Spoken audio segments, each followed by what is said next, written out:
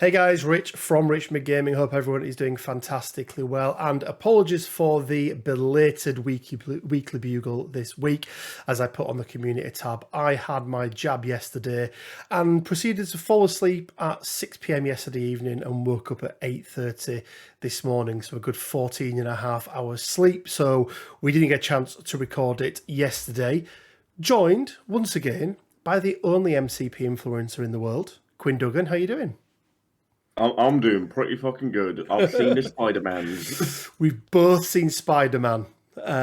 So yeah, we've just been having a conversation about it. We won't talk about Spider-Man at all in this show, but we will probably do a follow-up either over the weekend or early next week where we'll run through all of those predictions that we made and find out who won. So Quinn, first part of the show, onto the MCP news, and we've had the Cajun officially revealed now, haven't we? So we didn't know what his card was. I mean, I like it because it means we get the proper cards, right? They're not just cards that are held by people. They get the proper cards. We get the proper artwork, which I always like as well. Obviously, nothing's changed on his card, but he's still a really good, solid 3 threat. That it also does move us down the reveal timeline as well, which it does. It really does. Yeah. But yeah, good solid 3 threat that I think is going to see a lot of splash in the new year. I think once people get their hands on him. People like Gambit. This is a known thing. But he's a light character, and he's actually a good character in this game as well, isn't he? Both potentially in, maybe even more so out of affiliation, or at least out of his X-Men affiliation, because we still don't know if he's going to be part of the criminal syndicate yet. But we've both played with him a couple of times now, haven't we? He's in my Brotherhood roster. I don't actually think I've used him in the Brotherhood roster yet, but he's just solid. If you want some damage, good, solid, all-round damage dealer. And that splash damage that he does the splash damage is really nice. The key with him. Yeah, absolutely. So, Quinn, on to the second piece of MCP news that we had this week, because the big reveal that we were told about just happens to be the thing that we covered 2 weeks ago, Quinn, doesn't it? So we are the seers. We are the seers of all. So guys, if you don't know what we're talking about, we eventually got the first images, and not only the first images, but also the pack contents. So this is going to be, I want to say CP71, X23 and Honey Badger. So I'll just read this out here. Laura Kinney, or X23, is the 23rd attempt by the facility, an offshoot of the Weapons Plus program, to create a genetic copy of the mutant Wolverine. She was born to be a living weapon and had minimal human contact to enhance her savage and killer instincts. She's a peerless fighter, an assassin with all the mutant abilities of Wolverine, including a superhuman ability to heal from any injury, lightning flash reflexes, retractable adamantium-coated claws in her hand and feet. Now, one thing I want to pick up on her, Quinn, that we covered off, we actually got it wrong with her adamantium. It's only the claws in her body that are coated, not her entire skeleton. Right. So that means 2 things. First of all, she's not as durable as Logan. She can't take a punch quite in the same way. Better. Well, it's the fact that she's not being poisoned by it, right? Because that was the thing that in Old Man Logan and in the movie Logan that was killing him. It was basically the adamantium that was poisoning him. So one of the viewers commented down in the comment section. So yeah, just her claws and feet. I like the fact they've put feet, because it makes me think she's going to get something different than just 3-threat version of Wolverine. Probably one move wall crawler. Yeah, probably wall crawler, yeah. So then, Alchemax Genetics created Gabrielle Kinney from the building blocks of the X23 genetic makeup. She was trained by Alchemax to serve as a bodyguard and elite fighter who possessed the same regenerative ability as Laura Kinney and Wolverine, as well as retractable bone claws. Her creators further enhanced her to be impervious to pain through an Alchemax nantile therapy. A painful process that shortened the lifespan of its subjects, she ultimately broke free from her cruel makers in Alchemax with the aid of her rebellious sisters and assumed the identity of Honey Badger as a member of the X-Men. So this tells us a couple of things, Quinn.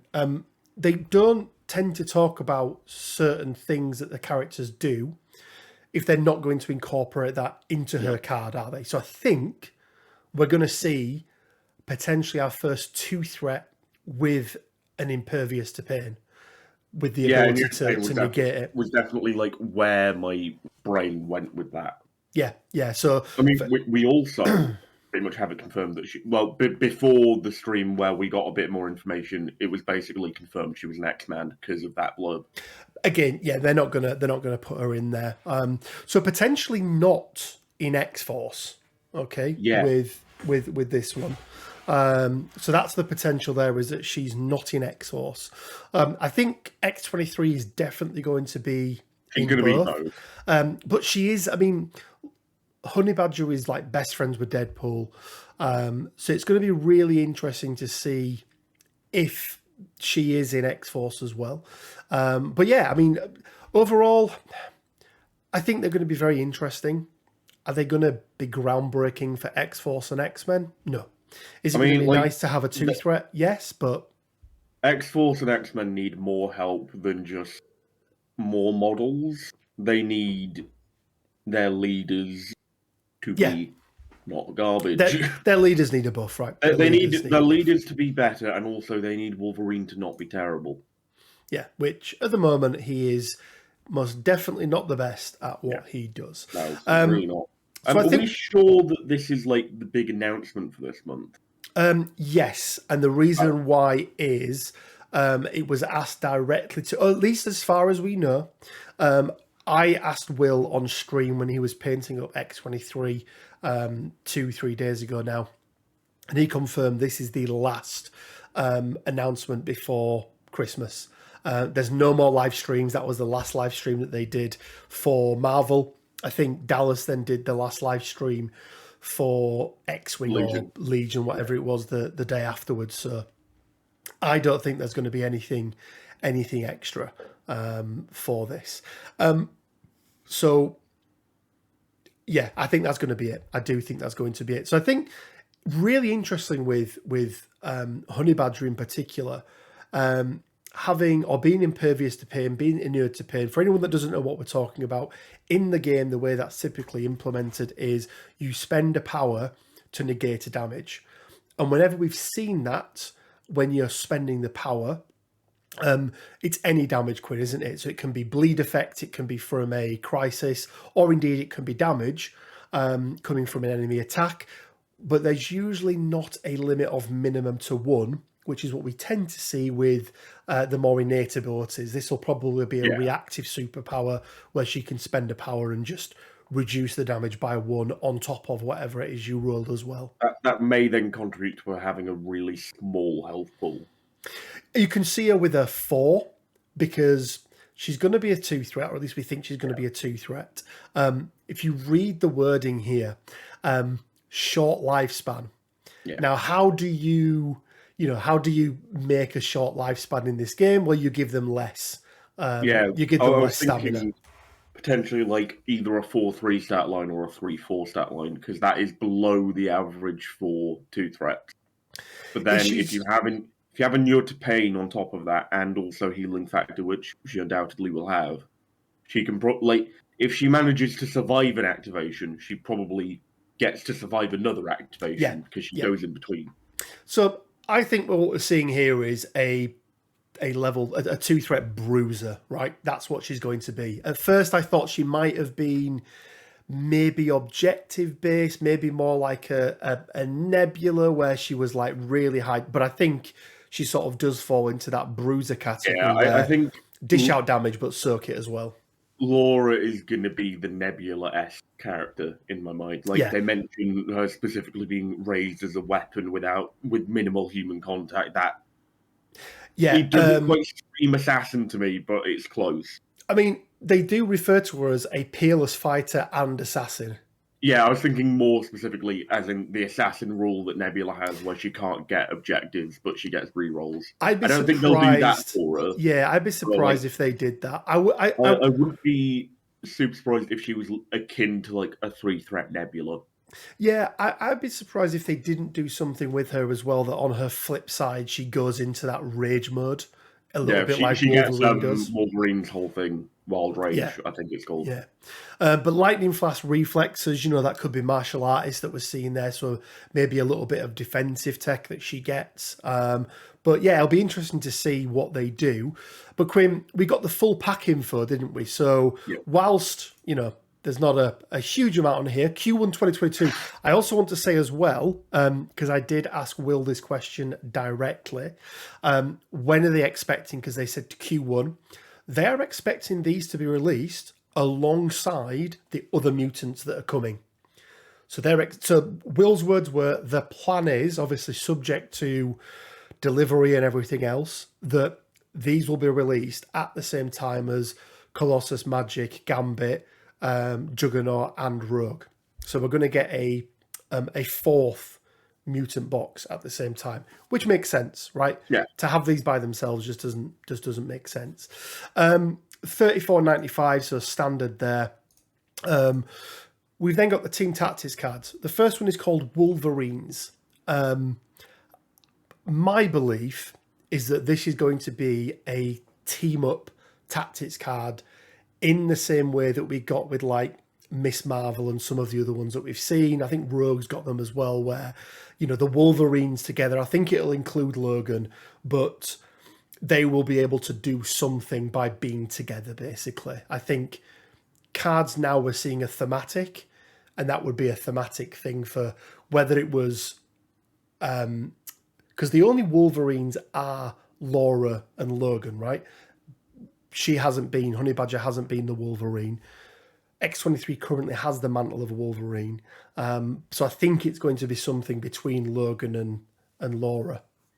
I could see it as like, this is probably not going to be the thing, but like sort of a Wakanda Forever type thing, but for sort of Wolverine and... because like, if you limit it to just like 2 characters, it's not going to be crazy. Like, bringing in the entire tactic card to get like 2 extra attacks again, like that's pretty fucking good, but it's not like game breaking. If it includes Honey Badger, I think it'd be really good. It would give Logan some more value, right? I mean, like currently as is, you already have to bring like 1 million tactics cards with Logan anyway. Well, yeah, there is that. And hopefully they've all got the healing factor as well, so that they can benefit from those cards that we've seen. Exceptional healing factor. Yeah, exceptional healing. And then on a Weapon X program, it does name Wolverine Logan. It does name Wolverine and Sabretooth, doesn't it? But the one that I am most interested in, we've already had Bats the Doghound. We've now got this boy, Jonathan the Unstoppable. Really interesting because for those that don't know, Jonathan the Unstoppable is Honey Badger's pet Wolverine, I believe. I think it's a pet Wolverine. Yes.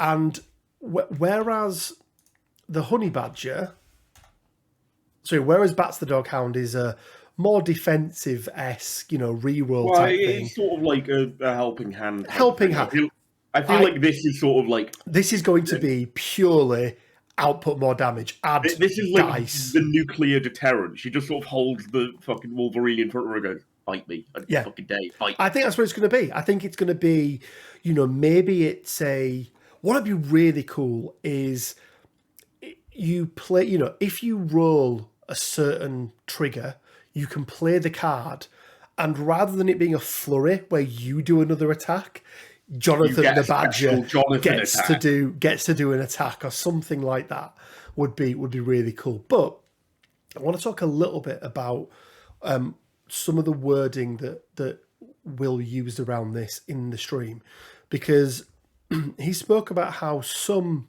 pets in the MCU, some pets in Marvel are worthy of their own character. he used obviously Lockjaw as the current example of the solitary pet that we've got within there. Some could argue that Bob is the pet of Deadpool, but actual pet is is Lockjaw. Then we've had Bats the Dog Hound, and now we've had Jonathan the Unstoppable. And he said, well, we want to include some of these pets, but they're not good enough unto themselves to be in the game. Which leads me, and I'm going to move on to what you talked about after that, leads me to think a couple of things. We spoke last week, Quinn, about minions. If they're not wanting to put lower than 2-threat pets in the game, is that then just another sign that minions are completely off the table? Do minions end up being like tactics cards for actions? Exactly that. We've already got aim lackeys. That's a card that we already have. Yep, that's something we already have. So is that how they implement minions in the main game? But I also want to talk about then a couple of other characters, and we're kind of going into the spoiler territory here, but let's merge them together. There was mention of other pets or other animals within Marvel who maybe did warrant their own character. In fact, let's leave that. We'll go on to it in a second. Quinn, overall, sort of last thoughts then on X-23 Honey Badger. I really like their poses. We haven't really mentioned that, but I do really like their poses. So, some people have been a bit cold on them, but I like Gabby's whole thing of like sort of the awkward child trying to be intimidating. It is straight out of the comic. She's not got the goggles on. It'll be interesting if she gets the alternate head with the goggles. But I saw somebody the other day put like, oh my God, why are they afraid to do an hourglass shape? This is a, 14-year-old girl? Like, get over it. Also a 14-year-old girl who is buff because she'd been training her entire life. X-23's pose, I think it could do with just lifting up. You need to heighten it slightly more so it looks like she's leaping rather than just sort of sprinting laterally. But can we comment? And actually, I don't know if it is or not. Somebody mentioned, but I think I found one. Yes, it didn't look at first like there was a tactical rock on Gabby's base, but actually, if you go to the 360 model, rotate it around, it's just there. It's there for everyone. So anyone that was worried there wasn't going to be a tactical rock, it is there. Don't worry about it because we know that everybody at home loves them. So Quinn, on to the next part then, the sort of spoilery type bit that was leaked by Will. Because the one thing I love about jumping on stream with Will is that he does like talking. He does. And we started talking about pets. I mentioned Pet Avengers and a few other things like that. And as I mentioned, he used an example of characters that were animals, not necessarily pets, that were worthy of the of being an MCP. And the one that he came up with was Throg. Now, for anyone that doesn't know who Throg is, he is Thor, but a frog. He appeared, or we believe he appeared, didn't we? There was a little nod to him in the Loki series. Well, it's not a nod to him. That is literally him. He's like buried in the ground in that glass jar. Yeah. So it is him. Yeah, it was him. Yeah, I don't know what I'm talking about. But Quinn, first of all, thoughts on more pets or more animals in MCP, and then specifically more Throg in general, right? Whether or not you think he should be. I am so for more pets in this game. Like we like everyone knows, we are both very much fans of the Bestest Boy. We love the Bestest Boy. Yes, he's a great lad, good dog.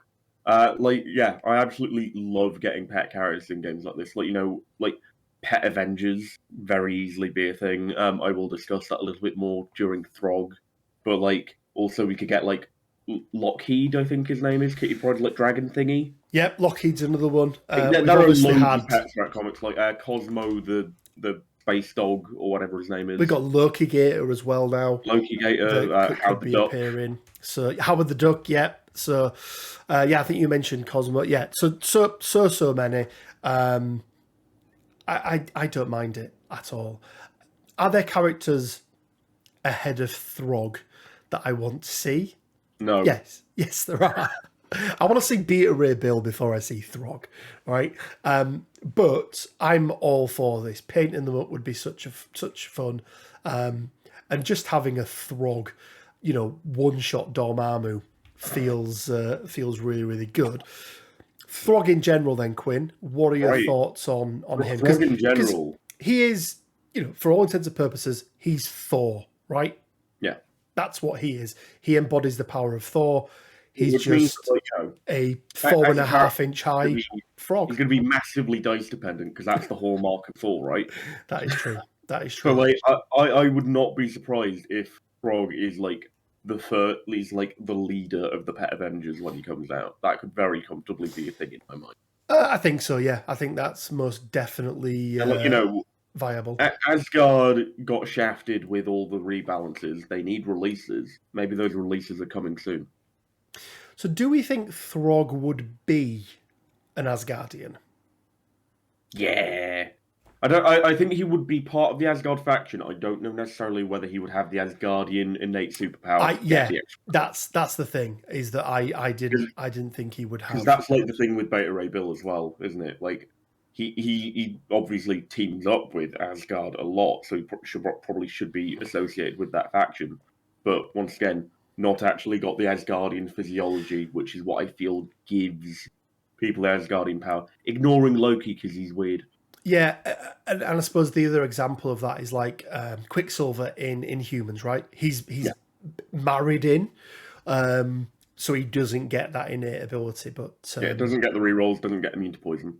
Yeah, but overall, guys, I think it'll be cool, right? There are going to be people that don't like them, but I think overall, to those people, I say fuck you. A good day, sir. Be more fun. Pet Avengers, guys, they could be coming to a tabletop near you soon. So guys, it's that part of the show again where we take a look at your entries for our weekly painting competition. And once again, guys, we just keep getting more and more entries each week. So thank you so much for sending those over. You can send them to us, by the way, either directly to myself on any social media, so whether that be Facebook, whether that be Discord, whether that be through the About page on the channel on the email, or even easier, head over and make sure you've joined our Discord, and there is a dedicated channel in there where each week we'll post what the theme is going to be, and you can post all of your entries in there. So Quinn, we've picked out 3 honourable mentions today, haven't we? As well as the winner. And the first honourable mention is Abby, with a absolutely brilliant She-Hulk. I love everything about this, Quinn. The graffiti on the sort of iron bar that she's holding is really, really good. Yeah. The girder even, the glasses are super cool. The outfit's really good. It just really pops, doesn't it? Can we just take a moment to appreciate that freehand of, like, Llama's actual, like, profile picture? Yeah, it's really good. Abby, a big shout out to you. Really, really nice entry. The second shout out is Jonah for his Hulk. It's a really nice comic book style, but it's like he's seen something out the corner of his eye, Quinn, hasn't he? He's seen something he likes. He's seen something he likes. He's spotted something out the corner of his eye, and he looks like he's about to smash it to smithereens. But there's some really nice little details on this one from Jonah. Highlights, either it's the light reflecting from the fingertips that he's painted, or he's actually painted on some reflection there that just looks... This is actually Goth Hulk. Yeah, it does look a little bit like Goth Hulk, doesn't it? Pemba, a shout out to you as well, mate. I really, really liked the highlights and the shading on the Hulk, especially on the trousers, or in his ripped pants, I should say. It looked really, really nice. And then, as always, though, guys, there can be only one winner. And this week, we've picked out the entry from Crash. So really, really cool finish on the base. Some really, really nice rubble that's on there. And then that's sort of carried over on into his feet. I mean, this one for me, Quinn, looks like he's straight out the Battle of New York, doesn't he? There's one thing that I really like about this that I've noticed just very recently is, and I might be imagining this, but it feels like this particular Hulk, it feels like he's standing a little bit straighter.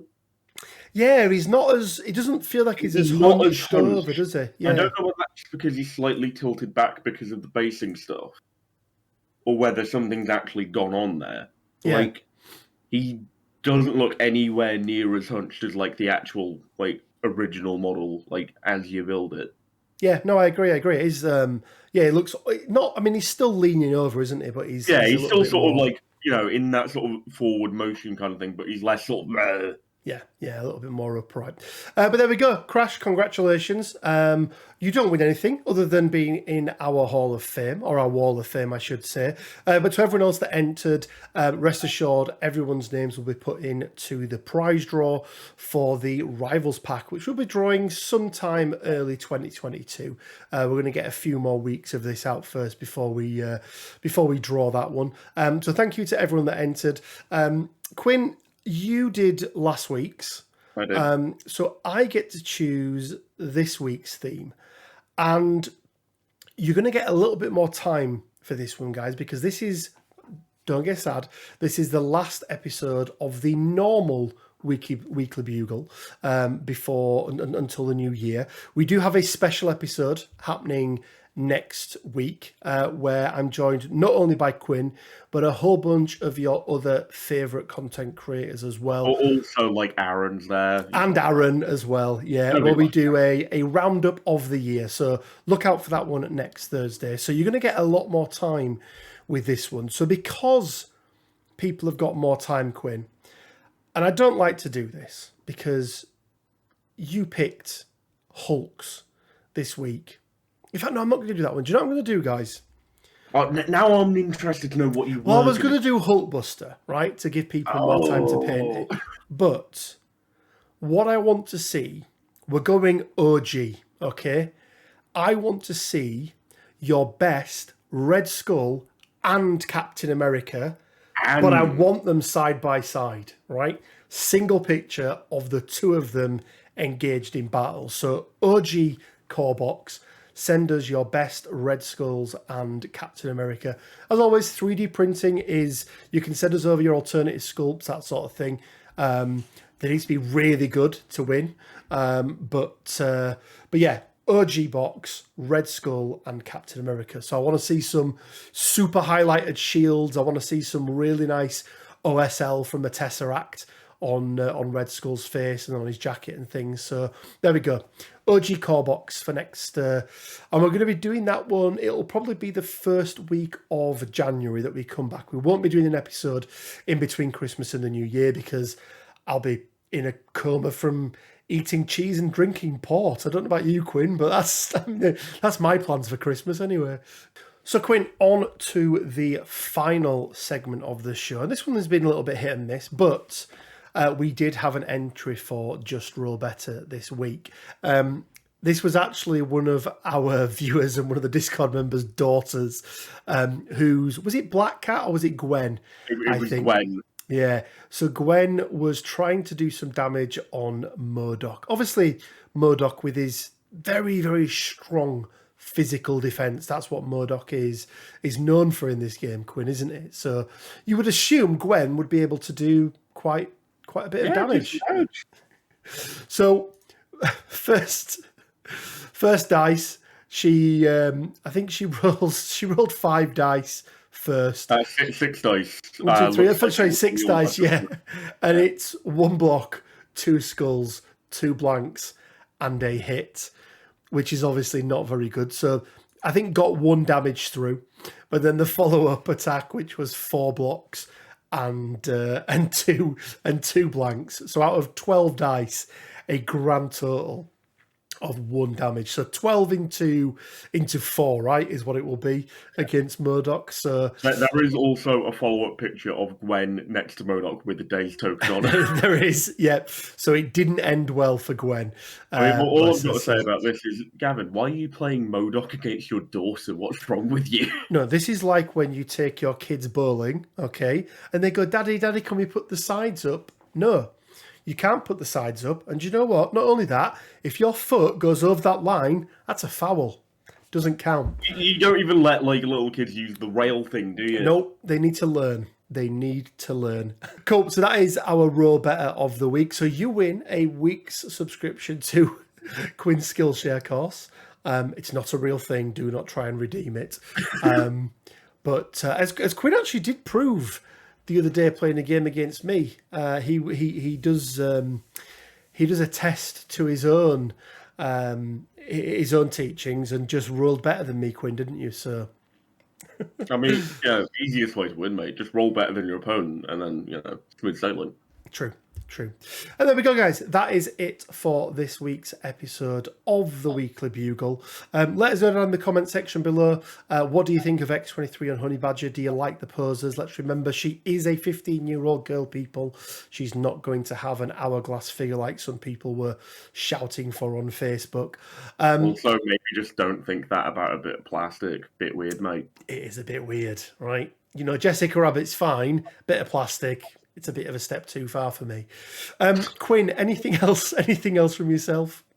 No, nothing from me. Cool. Well, guys, as I mentioned earlier, this is going to be the last episode now until the new year. So that painting competition, you've got plenty of time to get your Captain Americas and Red Skulls, some extra highlighting or some extra OSL done between now and the new year. Watch out next week for the very special episode where, as I mentioned, we'll be joined not only by Quinn, but by a whole bunch of our other favourite content creators. And Aaron, we have to put that in there as well. We're legally obliged to say Aaron. Yeah, it's sort of like, how you have to put a photosensitivity warning on content for epileptic people. Just know that Aaron's going to be in that video. We did warn you. Quinn, I can't believe I forgot this, but guys, we've got our merch store open. Our merch store is open, and our first t-shirt, this one's working its way over to Quinn, or will be working its way over to Quinn, but our Just Roll Better t-shirt, obviously inspired by the man, the myth, the legend that is Quinn Duggan himself. Got my name on it and everything. So there will be a link down in the description below to this one, but also all of our other MCP inspired tees as well. As you can see here, we've got the Homo Superior, we've got an X-Men, we've got a mutant one. We have my personal favourite is still Dubstep is for pussies. So head down on the link below, head over to the page, you'll support the channel. Anything that we make from the channel gets reinvested into it. So what we're looking to do is to try and purchase some additional cameras and things to be able to do some proper live battle reports. But as always, guys, it leaves me with just enough time to say stay well, keep safe, and until next time, bye for now. See you.